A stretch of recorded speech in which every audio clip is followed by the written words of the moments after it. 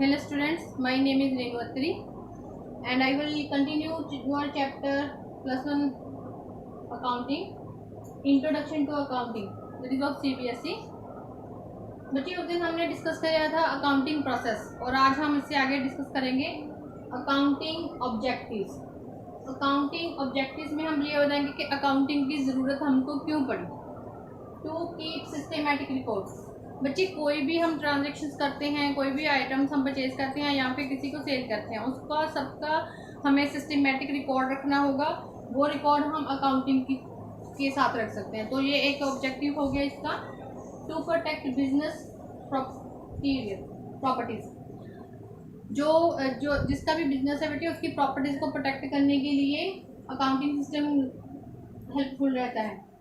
उसने किसी से जो लेना है, जो उसकी डेबिट है, जो क्रेडिट है, उसका हिसाब किताब रखने के लिए अकाउंटिंग जो सब्जेक्ट है जो अकाउंटिंग सब्जेक्ट है उसका हेल्पफुल रहता है उसको। To ascertain the operational profit और लॉस। एक बिजनेस एंटिटी है जो उसकी जितनी इकोनॉमिक एक्टिविटीज़ है वो प्रॉफिट में जा रही हैं या फिर लॉस में जा रही है, इस सब का पता अकाउंटिंग से चलता है। To ascertain the financial position of the business. एक बिजनेस है जो या फिर इंडस्ट्रियल यूनिट है, उसकी जो इकोनॉमिक एंटिटी है, जो उसकी जितनी भी उसकी एक्टिविटीज़ हैं, उन सब की फाइनेंशियल पोजीशन कैसी है, कि वीक है या स्ट्रेंथफुल है उनकी पोजीशन, वो सब हमें अकाउंटिंग ऑब्जेक्टिव से पता लगता है। To facilitate rational decision making. किसी बिजनेसमैन ने अगर किसी और बिजनेस में इन्वेस्ट करना है, किसी और प्रोडक्शन प्रोसेस में इन्वेस्ट करना है, ट्रेडिंग में इन्वेस्ट करना है, तो अगर वो अपने बिजनेस की जो उसकी पोजीशन है उसमें वो देख रहा है कि मेरे पास सरप्लस है, तो वो आगे किसी और बिजनेस में इन्वेस्ट कर सकता है। तो रैशनल डिसीजन मेकिंग में जो है अकाउंटिंग है एक हेल्पफुल डिसीजन प्रोवाइड करता है। Advantages of accounting. अकाउंटिंग की क्या एडवांटेजेस है? Replacement of memory. बच्चे इसने मेमोरी को रिप्लेस कर दिया। अगर हमने सब कुछ सिस्टमेटिक रिकॉर्ड किया हुआ है, हमने सब कुछ अपना लिखा हुआ है, जो भी एक यूनिट की ट्रांजेक्शन्स हैं, तो उसको मेमोराइज करने की कोई ज़रूरत नहीं है। एंटरप्रेन्योर है जो ओनर है उसको नहीं ज़रूरत कि वो सब कुछ याद रखे कि किसके साथ उसकी डीलिंग है, किससे उसने कितना अमाउंट लेना है, किसको क्रेडिट पे दिया गया है, किसको डेबिट पे दिया गया है, ये सब चीज़ें उनको याद रखने की ज़रूरत नहीं है। Helpful in tax assessment. Various type के जो टैक्सेस हैं उनको असेस करने के लिए जो अकाउंटिंग सिस्टम है वो हेल्पफुल रहता है। Prevent frauds.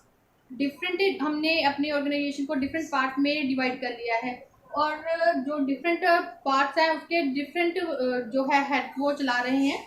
तो अगर हमारे पास अकाउंटिंग का सारा लेखा जोखा रिटर्न में है तो हमें पता चल जाएगा कि अगर कोई फ्रॉड कर रहा है तो हमें पता चल जाएगा कि कोई फ्रॉड कर रहा है या उसकी जो एक्टिविटीज़ हैं वो सस्पेक्टेबल है। तो ये सब चीज़ें हमें अकाउंटिंग की हेल्प से पता लग जाएंगी। Business valuation. जो बिजनेस है उसमें हमारे पास कितना सरप्लस है, कितना हमारे पास हमने किसी और से हमारे डेट साइड है, कितनी क्रेडिट साइड है, जो हमारा बिजनेस है उसकी टोटल ओवरऑल पोजीशन क्या है, वो बिजनेस वैल्यूएशन इसकी हेल्प से हो जाती है। हेल्प्स इन डेब्ट कलेक्शन। अगर हमने जो हमारे जो बायर्स है उनको हमने डेट दे रखा है तो वो डेट कलेक्शन करने में हमें हेल्पफुल रहेगा। हमें इसकी हेल्प से पता चल जाएगा कि किसकी तरफ से हमारा कितना अमाउंट निकल रहा है, तो वो मेमोराइज करने की जरूरत नहीं है और वो उसको भूलने के भी चांसेस नहीं है।